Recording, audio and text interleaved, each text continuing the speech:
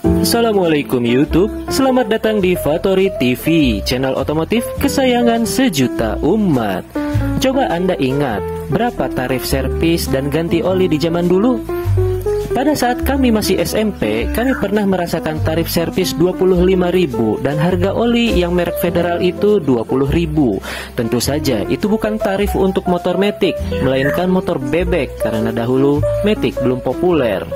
Lalu pada saat SMA, kami pernah merasakan tarif servis 30.000 dan harga oli dengan merek yang sama itu 30.000, jadi totalnya 60.000. Tentu saja ini juga tarif servis untuk motor bebek.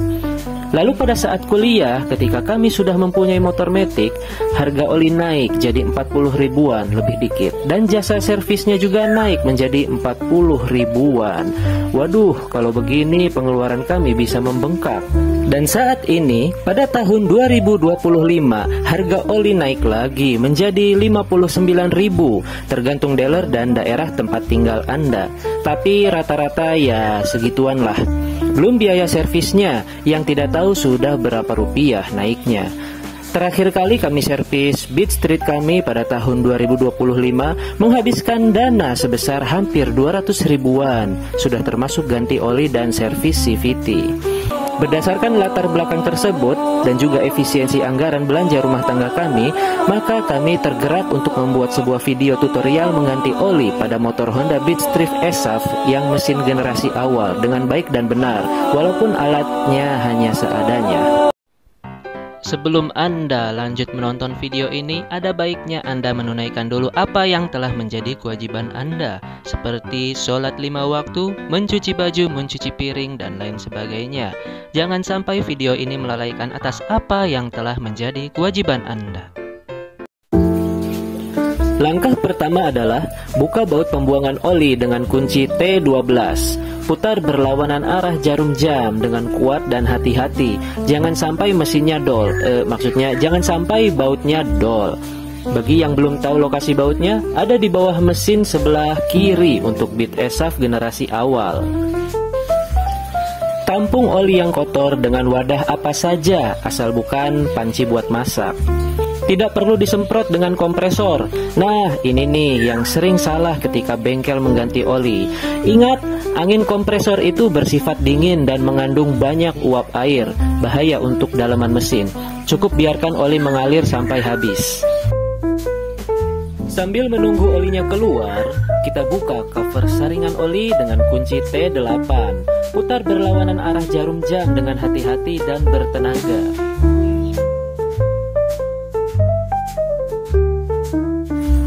Setelah terbuka, tarik saringan oli dengan tang buaya. Tang bawaan dealer biasanya terlalu besar dan tidak cukup untuk masuk ke celah mesin. Nah, terlihat saringan kasa olinya penuh dengan serbuk besi. Bersihkan saringan kasa dengan lap atau tisu yang bersih dan kering. Jangan sampai ada sisa serbuk besi di saringan kasa. Serbuk besi ini yang berpotensi menyebabkan saluran oli tersumbat. Kalau saluran oli tersumbat, otomatis mesin cepat aus karena kurang asupan oli.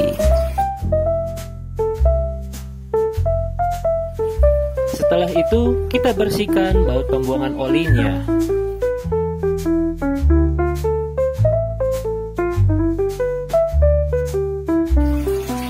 Sebelum memasang kembali bautnya, kita sediakan seal tip. Caranya kita linting dahulu seal tip, kemudian lilitkan ke ulir baut. Lalu seal tip yang berikutnya tidak perlu dilinting, lilitkan langsung lembaran seal tip ke baut. Tujuannya adalah agar oli tidak rembes dan menguap dari jalur baut pembuangan oli.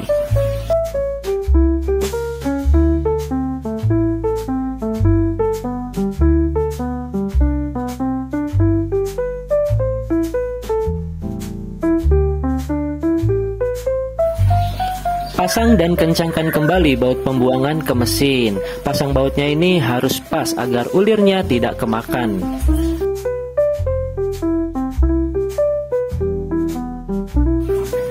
Pasang kembali saringan kasa yang sudah dibersihkan, lalu pasang covernya dengan pas. Jangan lupa kencangkan bautnya dengan kunci T8.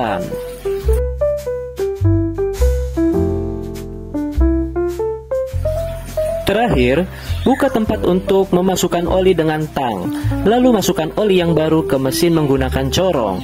Karena kami tidak punya corong, kami gunakan daun yang dibentuk sedemikian rupa agar oli bisa masuk. Sekadar info, untuk Beat jenis ini kapasitas olinya adalah 0,8 liter.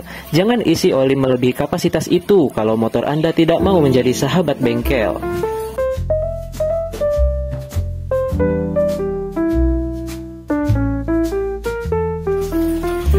Setelah selesai, nyalakan motor dan biarkan selama 1 menit agar oli bersirkulasi di dalam mesin. Biarkan mesin berputar stasioner atau bahasa sininya itu langsam, tanpa perlu digas. Nah, sekadar info juga, untuk stasioner atau langsam tiap motor itu berada di 1500 rpm atau 1200 rpm. Ya, kalau kurang dari itu, pompa oli belum kuat untuk mendorong oli ke seluruh bagian mesin. Bagaimana? Gampang kan? Bagi Anda yang belum bisa ganti oli sendiri, padahal peralatan sudah lengkap atau lebih lengkap dari kami, situ laki atau bukan sih? Kami tidak dibayar oleh siapapun maupun pihak manapun, maupun merek manapun dalam pembuatan video ini. Jangan lupa tekan tombol jempol ke atas dan subscribe-nya agar kami tetap bahagia.